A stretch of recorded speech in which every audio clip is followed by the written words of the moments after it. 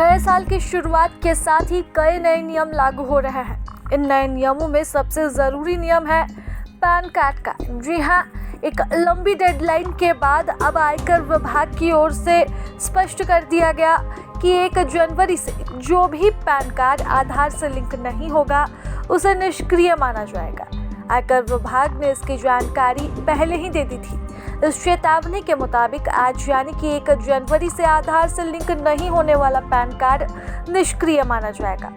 इसका सीधा असर देश के उन लाखों करदाताओं पर पड़ेगा जिन्होंने अब तक अपने पैन को आधार से लिंक नहीं कराया है। निष्क्रिय होने के बाद पैन कार्ड का उपयोग किसी भी तरह के वित्तीय या सरकारी कार्यों में नहीं किया जा सकेगा।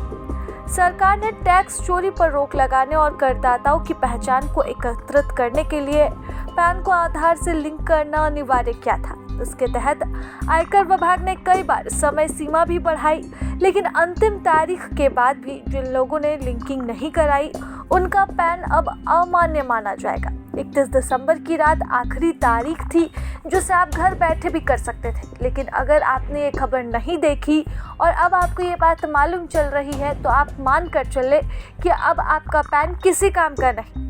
अगर आपका पैन आधार से लिंक नहीं है तो आप इनकम टैक्स रिटर्न नहीं दाखिल कर पाएंगे। बैंक से जुड़ा कोई भी बड़ा लेन देन, नया बैंक खाता खोलना, लोन लेना, क्रेडिट कार्ड बनवाना, म्यूचुअल फंड या फिर शेयर बाजार में निवेश करना, आपके लिए तमाम तरह की चीज़ें अब मुश्किल हो जाएगी। इसके अलावा TDS और TCS की दरें सामान्य से अधिक कटेगी, जिससे आपकी जेब पर भी सीधा असर पड़ेगा।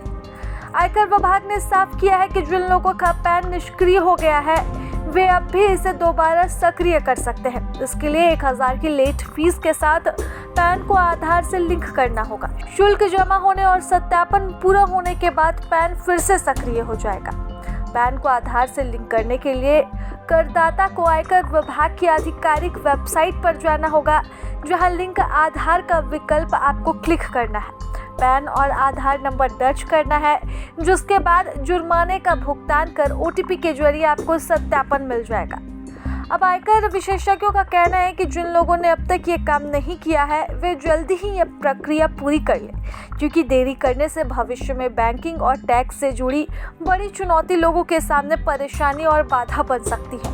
ऐसे में अगर आप नहीं चाहते हैं कि भविष्य में आपको किसी भी तरह की कोई परेशानी का सामना करना पड़े तो इसके लिए आपके पास 31 दिसंबर की तारीख आखिरी थी। हालांकि अब तक आयकर विभाग की ओर से कोई नई गाइडलाइन नहीं आई है कि जिन लोगों ने अपना पैन आधार से लिंक नहीं किया है वो अब आगे क्या करें।